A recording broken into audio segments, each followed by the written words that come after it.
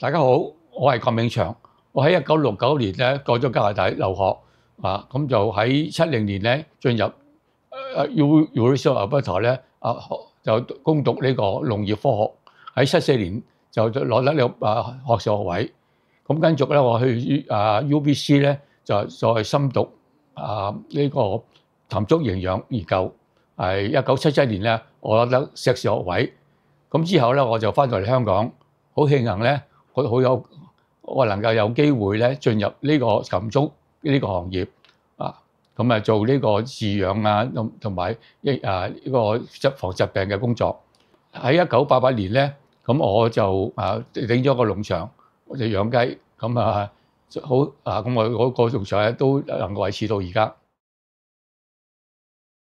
咁呢個咧我要講下我香港嘅食雞文化啦。因為香港嘅人咧對於食物嘅要求好高嘅，特別是雞。咁而喺上世紀嗰時間咧，香港嘅雞咧主要就呢個內地供應嘅咁但係嗰啲雞嚟講咧就係有雞味有肉質，但係又冇肉。咁而香港人咧就開始有錢咧，就想食多啲肉啦。咁所以變咗想呢個嗰啲雞要有肉。咁但係外國嘅雞咧就有肉冇雞味故此咧喺上世紀60年代開始咧政府啦、交通農場啦同埋農友大家合作去研發一隻新嘅雞種。咁最後咧就出咗一隻我哋叫三黃雞，或者我哋成日講叫食農場雞咁呢啲雞咧就比外國啲肉質咧又實啲啦，有雞味啦咁就但係比大陸嘅雞咧有肉咁所以又能夠滿足到個香港嘅消費者嘅要求咧，所以先我哋能夠買到好嘅價錢咁所以能夠令到呢個行業咧能夠有個好嘅發展咁但係到90年代咧就內地呢個開發啦。咁而亦都香港本身個條件嘅問題啦，譬如租地人工貴所以好多業內人士咧將嗰啲雞特別是嗰種拎咗上去大陸，諗住喺嗰度呢個飼養咧，咁就成本會降低。咁但係結果咧，內地攞到呢啲嘅技術之後咧，佢養出嚟嘅雞個質素就比可以跑得住香港，但係成本比香港平好多。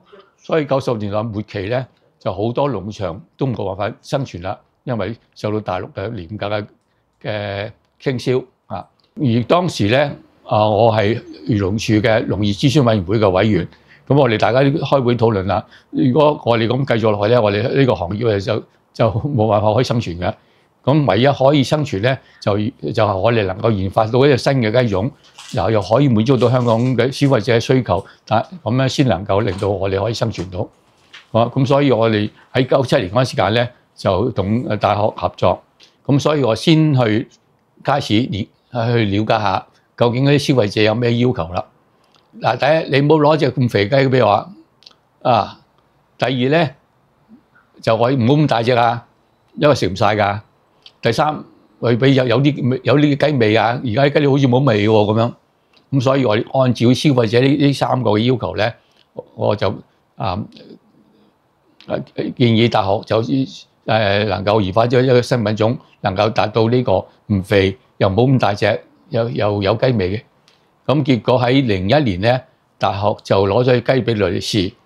咁結果咧，我哋覺得呢隻就符合到而家一般消費者嘅要求。咁所以呢隻雞咧就我哋定名為嘉美雞啦。咁點解叫嘉美雞咧？因為咧呢隻雞種喺香港大學嘉道理農業研究所呢個位置就喺嘉道理農場隔離嘅啫，所以好多人誤解咗以為係嘉道理農場研發出嚟嘅，其實唔係，喺香港大學。咁所以我哋叫嘉美咧就美味咁所以就呢隻雞種我就叫嘉美雞。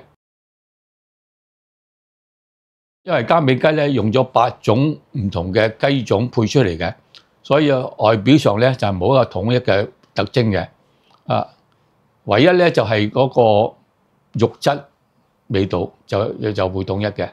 咁所以雞外觀上嚟講咧，嘉美雞你睇唔到咩分別，同普通嘅雞唔會有好大嘅分別。但係劏咗之後咧咁大家食落就好冇明顯分別啦。咁第一就個皮薄，冇乜脂肪嘅。第二嚟講，個肉裏邊亦都冇乜脂肪。咁但係啲肉咧，如果冇脂肪就會蟹嘅。而嘉美雞點解可以滑咧？因為肉裏邊含有比較多嘅骨膠原咁所以先令到個雞唔肥，但係食落又好滑。咁同埋骨膠原亦都係一個蛋白質嚟嘅，亦都係我哋身體好需要嘅蛋白質。